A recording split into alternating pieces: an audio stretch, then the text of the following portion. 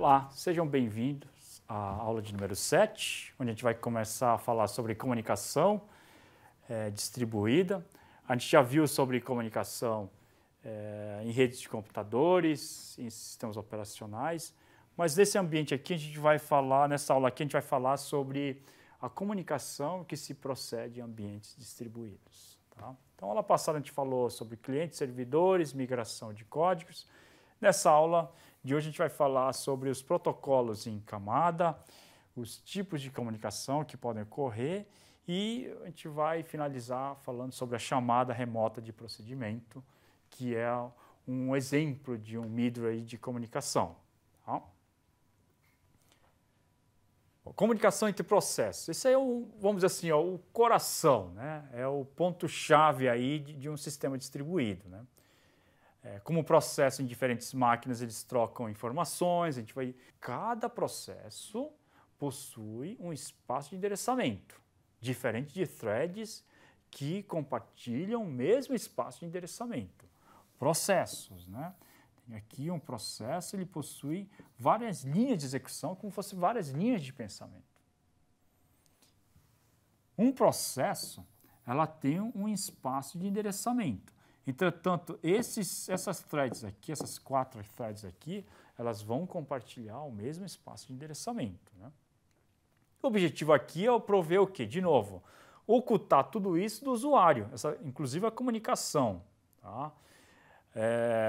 Prover essa transparência dessa comunicação ao desenvolvedor também. Né? Além de migração de código, que deve ser transparente, aqui também a comunicação ela deve ser transparente, como se tivesse o quê? Como se tivesse uma comunicação simples, né? Sem que o usuário tenha que entrar em detalhes como é que essa comunicação ela vai se proceder. Tá? Existe um protocolo em camadas, né, de comunicação que é formada através aqui de camadas, né, e formam, na realidade, a base de um sistema distribuído. Isso todo mundo sabe, né? Redes, sistemas distribuídos, a gente fala muito desse protocolo de camadas. Né? Não existe memória compartilhada e a comunicação aqui se procede através de quê? Se procede através de mensagens, de pacotes, tá? De uma camada para outra. Né?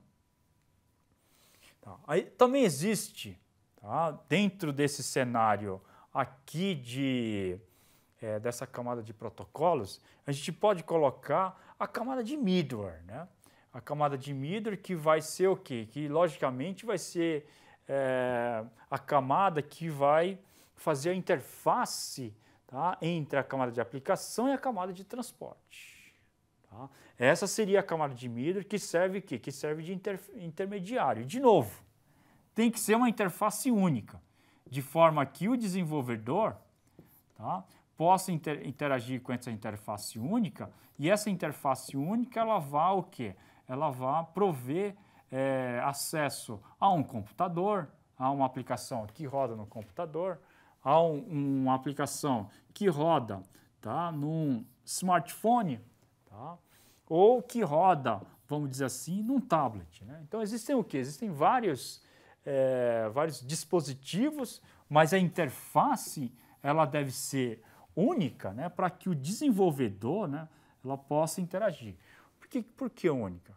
Porque sendo única, eu aprendo uma única vez essa interface e utilizo essa interface para várias plataformas diferentes. Mas existem tais interfaces? Existe. Né? Vocês já ouviram falar, né, do POSIX, né, quando a gente falou na aula de sistemas operacionais. Ela é uma interface única que permite o quê? Que permite acesso, tá, e desenvolvimento a diversas plataformas diferentes do ambiente Unix. Né?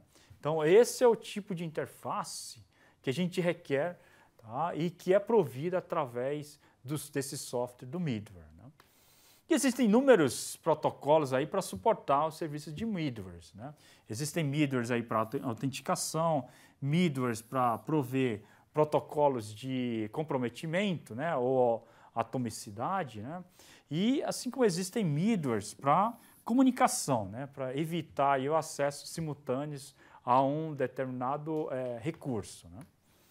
Bom, falando de middleware, né, que eu tinha comentado, então ela vai se comportar nessa camada aqui, tá, que vai ser o quê? Que vai ser o intermediário entre o protocolo de aplicação e o protocolo aí de transporte, né? E vai prover o quê? Importante, vai prover os protocolos que são o quê? Independentes da aplicação. Tá? Essa é a funcionalidade do middleware, né? A funcionalidade do middleware que a gente viu nas primeiras aulas é fazer com que dois programas já existentes, elas possam, então, se comunicar. Tá? Como é que eu faço com que esse programa aqui, que já existia, possa se comunicar com outro programa? Tá? Um outro programa que foi lançado. Como é que eu posso fazer? Eu posso fazer com que esse programa, né, ela possa se comunicar com uma plataforma aqui de middleware e assim se comunicar com novas plataformas. Como eu falei para vocês, né, as camadas superiores, tá, elas não tendem a sofrer muita alteração, mas as camadas de baixo podem sofrer alterações, né? E aí o que a gente faz para evitar isso? Para contornar esse problema? A gente coloca então uma plataforma, tá, de middleware para servir de quê? Para servir de intermediário entre essas novas, esses novos lançamentos, né? Porque aqui nas aplicações, nas camadas de cima, são as aplicações onde a gente tem o quê? Onde a gente tem o acesso do desenvolvedor e do usuário. Então a gente está acostumado a acessar essas aplicações e não as aplicações de baixo. Então, como a gente tem resistência para aprender novas plataformas, o que a gente faz? A gente coloca um middleware de forma que esse middleware, então, possa fazer o quê? A tradução daqui para cá, tá? E daqui para cá. E vice-versa também, né? Daqui para o middleware e do middleware para a aplicação. Tá? Então, existem o quê? Existem esses middlewares de comunicação, como a gente falou aqui, né? Os protocolos de middlewares, de autenticação, de comprometimento, assim como de comunicação. E a gente vai ver, em específico, a gente vai ver esses protocolos aqui de comunicação, né? O middleware se provê em protocolos de comunicação. Tá? E esses middlewares para prover comunicação são essencialmente de 3 tipos. Tá? Chamadas de procedimento remoto, comunicação orientada à mensagem, assim como a comunicação orientada a fluxo. Então a gente vai ver cada uma delas nessa disciplina, né? Mas antes disso, vamos falar sobre os tipos de comunicação. Uma vez que a gente vai falar sobre os middlewares de comunicação, a gente vai falar sobre os tipos de comunicação que existem. Tá? Então existem 2 tipos de comunicação. O primeiro é o persistente, onde a mensagem é armazenada, durante o tempo que for necessário, né, para a entrega do receptor. Tá? Então esse é o quê? Esse é a mensagem, essa é a comunicação persistente, onde a mensagem é armazenada, tá, durante o quê? Durante o tempo que for necessário. Tá? A transiente, nesse tipo de comunicação transiente, é onde a mensagem é armazenada apenas durante o quê? Durante a execução do receptor e do remetente. Tá? Então, no caso do e-mail, a gente pode dizer que é uma mensagem o quê? Que é uma mensagem persistente, porque você envia o e-mail e você pode fazer o logout do Gmail e até desligar a máquina, que a mensagem ela vai ser o quê? A mensagem ela vai ser armazenada, tá? Não vai ser perdida. Tá? Ela vai ser armazenada e vai ser armazenada até onde? Até chegar no receptor, e o receptor ela tem o quê? A prerrogativa de fazer a exclusão ou não. Na transiente, a mensagem é armazenada somente durante a execução, tá, do remetente e do receptor. O remetente e o receptor desligou a máquina, automaticamente a mensagem também vai ser excluída em conjunto com o quê? Em conjunto com a saída de execução, tá? A parada de execução aí, a parada do processo remetente, assim como do receptor. Tá? E as mensagens são armazenadas ou não por esse middleware. Então, o middleware é quem vai o quê? O middleware é quem vai determinar se a comunicação é persistente ou se a comunicação aí é transiente. Então, nessa transiente aí é como se fosse assim, eu tenho vários arquivos temporários que são excluídos no momento em que o processo receptor e o remetente, eles são são tirados aí de execução. Tá? Então, cria os arquivos temporários, esses arquivos temporários, então, são excluídos. Tá? E quanto à sincronização? Quanto à sincronização, ela pode ser síncrona, assíncrona e assíncrona. Tá? Assíncrona é quando o remetente continua a sua execução, imediatamente o quê? Imediatamente após Após enviar a mensagem. Tá? E na síncrona. Na síncrona, o remetente é bloqueado até saber o quê? Que sua requisição foi aceita. Tá? Então, ela permanece bloqueada, enquanto que na síncrona, o remetente que enviou uma mensagem, ela continua a sua execução após o envio da mensagem. Então, deu 100 de mensagem, continua a execução.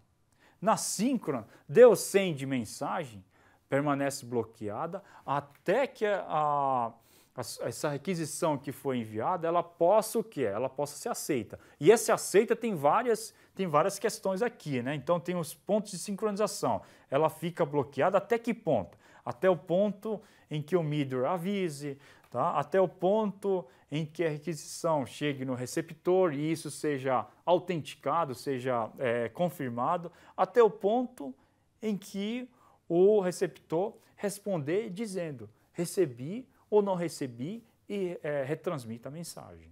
Tá? Então, assíncrona, remetente continua a sua execução, imediatamente após enviar a mensagem, continua o fluxo de sua execução. Na síncrona ele é bloqueado, até que um desses pontos aqui aconteça. Tá? Tipo de comunicação, né? Ela pode ser, quanto à granularidade, ela pode ser o quê? Ela pode ser discreta, onde mensagens separadas, discretas, são enviadas do emissor, tá? Do cliente até o servidor, do servidor até o cliente. Tá? Fluxo, comunicação por várias mensagens que estão relacionadas umas com as outras. Tá? Então, no primeiro, a gente tinha uma mensagem que seria separada para cada, vamos dizer assim, para cada pacote, né? Enquanto que o outro são várias mensagens relacionadas. O que a gente tem aqui? Temos vídeo, voz, né? Onde um conjunto de mensagens faz parte o quê? Faz parte de um fluxo que seria um vídeo, uma voz, né?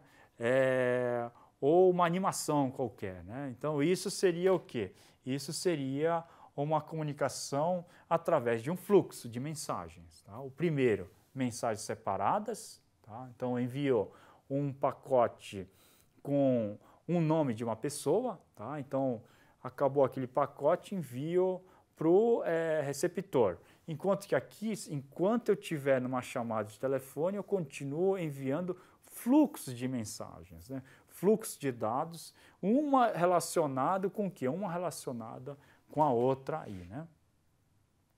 Tá? Tanto pela ordem, assim como pela relação temporal. Tá? Bom, chegando nesse ponto aqui, a gente falamos sobre como é que ocorrem essas mensagens, né? Então aqui, como falei, são dados aqui de multimídia, né? Como tinha falado para vocês, né? Multimídia, né? Então aqui podem incorporar vários tipos de mensagens. Tá? Falamos sobre a comunicação assíncrona e assíncrona, né? E também sobre a comunicação persistente e a transiente. Tá? Feito isso, a gente vai falar sobre o quê? Vai falar sobre a primeira implementação desse middleware aqui de comunicação, que seria a chamada remota de procedimento. Tá?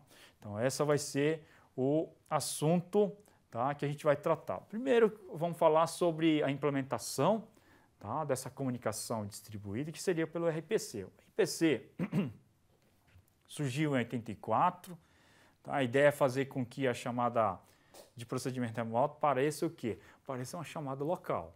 Tá? Então, tenho um programa aqui, eu quero chamar um procedimento local, e esse procedimento local me dá uma resposta, mesmo que isso aqui esteja o quê? Isso aqui seja num ambiente distribuído. Tá? Então, essa seria o objetivo de fazer transparecer como se fosse uma chamada local. Tá? Problemas. Passar parâmetros em espaços de endereçamentos diferentes, tá, é um pouco complexo. A arquitetura é diferente, pode haver queda da máquina durante a transferência de parâmetros e assim por diante. Então, isso se torna bastante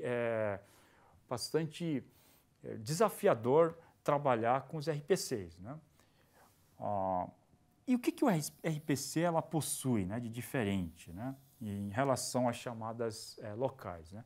Ela possui o que a gente chama de stubs, né, ou apêndices, onde esses programas aqui elas vão servir de interface, vão permitir que uma chamada remota possa parecer uma chamada local. Tá? Então, esses dois programas aqui, que eu vou mostrar aqui, elas servem para quê?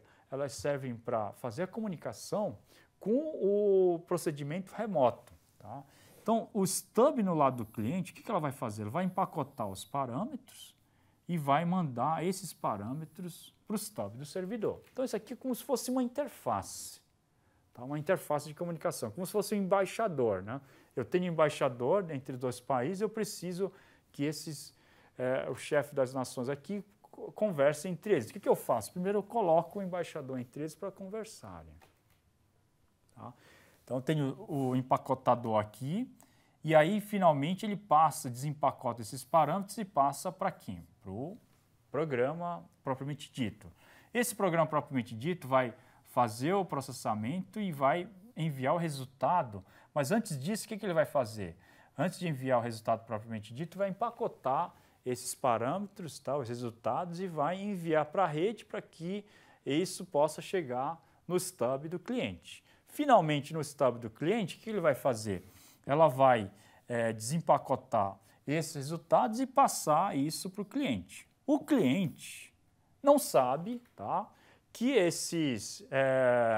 o cliente ele está fazendo isso aqui como se fosse o quê? Como se fosse uma chamada local, porque ela está chamando essencialmente o quê? Essencialmente através desse stub aqui do lado do cliente. Tá? Então, essa é a forma como o RPC trabalha, usando os stubs. Existem duas formas de fazer a transferência aí de parâmetros. Né? A passagem de parâmetros pode ser por valor, assim como por referência, ou passo valor, ou também posso passar o quê? Posso passar também a referência, que seria o endereço do dado em que eu estou tentando acessar, tá? Ou tentando acessar ou tentando ler. Né? Bom, uma coisa que o pessoal tem falado bastante é o marshalling de parâmetro. O que seria o marshalling de parâmetro? Seria empacotamento de parâmetro. Então, muitas vezes na literatura, vocês vão encontrar marshalling de parâmetros que tem a ver com o quê? Tem a ver com a parte de empacotamento de parâmetros. Tá? Em vez de falar empacotamento de parâmetros, eles vão falar com marshalling aí de parâmetros. Tá? Bom, finalmente, convém salientar que existe em sistema distribuído o que a gente chama de IDL, tá? Que significa Interface Definition Language. Tá?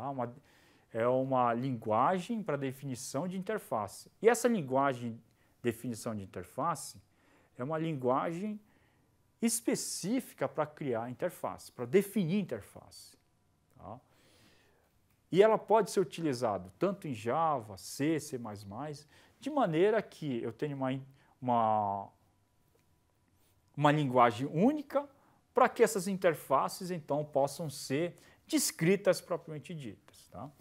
Entre essa descrição, existe a descrição também das operações ou procedimentos idempotentes, tá? Que são operações que só podem ser realizadas uma vez e que, se realizadas mais de uma vez, elas podem trazer danos ao processo. Tá? Exemplos. Tá? Se você tenta adicionar uma informação num banco de dados, tá? E se a informação já foi inclusa, tá? Anteriormente, numa chamada remota de procedimento, ela pode trazer danos. Então, essa IDL, tá? Que é uma linguagem específica de definição de interfaces, ela permite, inclusive, definir essas operações independentes. Tá? Bom, finalizando então, tá? A gente falou então sobre a comunicação, tá? Falamos sobre os tipos de comunicação que podem ocorrer, transientes, persistentes, tá? Síncronas, assíncronas. Tá? E na próxima aula, então, a gente vai falar sobre as implementações, tá? As outras implementações de comunicação distribuída. A gente já falou do primeiro, tá? Que seria o RPC. Tá? Falamos também do IDL, que é uma linguagem específica para definição de linguagens, tá? de interfaces. Tá? Então, espero vocês para a aula onde a gente vai falar sobre as outras implementações da comunicação distribuída. Muito obrigado, pessoal, pela atenção.